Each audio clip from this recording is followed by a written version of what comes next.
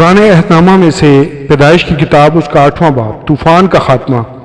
پھر خدا نے نوح کو اور کل جانداروں اور کل چوپایوں کو جو اس کے ساتھ کشتی میں تھے یاد کیا،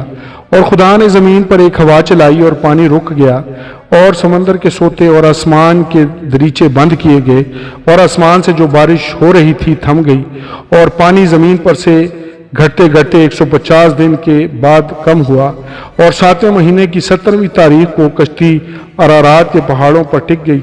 اور پانی 10ویں مہینے تک برابر گھٹتا رہا، اور 10ویں مہینے کی پہلی تاریخ کو پہاڑوں کی چوٹیاں نظر آئیں۔ اور 40 دن کے بعد یوں ہوا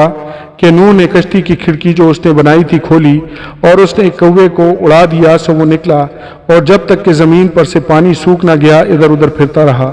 پھر اس نے ایک کبوتری اپنے پاس سے اڑا دی تاکہ دیکھے کہ زمین پر پانی گھٹا یا نہیں، پر کبوتری نے پنجہ ٹیکنے کی جگہ نہ پائی اور اس کے پاس کشتی کو لوٹ آئی، کیونکہ تمام روز زمین پر پانی تھا۔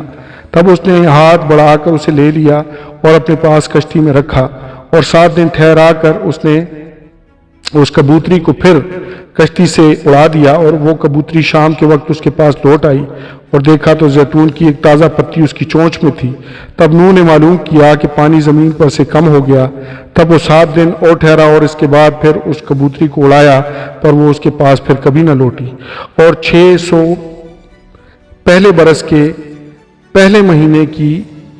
پہلی تاریخ کو یوں ہوا کہ زمین پر سے پانی سوکھ گیا، اور نوح نے کشتی کی چھت کھولی اور دیکھا کہ زمین کی سطح سوکھ گئی ہے، اور دوسرے مہینے کی 27ویں تاریخ کو زمین پر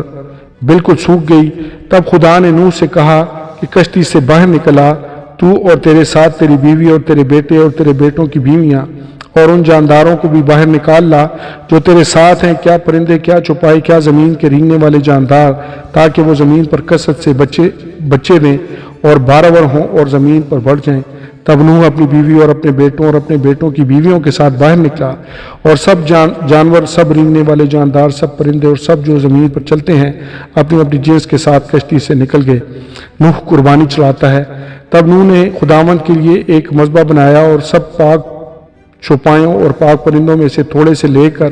اس مذبح پر سوختی قربانیاں چڑھائیں، اور خداوند نے اس کی رات انگیز خوشبو لی، اور خداوند نے اپنے دل میں کہا کہ انسان کے سبب سے میں پھر کبھی زمین پر لعنت نہیں بھیجوں گا، کیونکہ انسان کے دل کا خیال لڑک پن سے برا ہے، اور نہ پھر سب جانداروں کو جیسا اب کیا ہے ماروں گا، بلکہ جب تک زمین قائم ہے بیج بونا اور فصل کاٹنا، اور سردی اور تپش، گرمی اور جاڑا، دن اور رات موقوف نہ ہوں گے۔ آمین اور آمین۔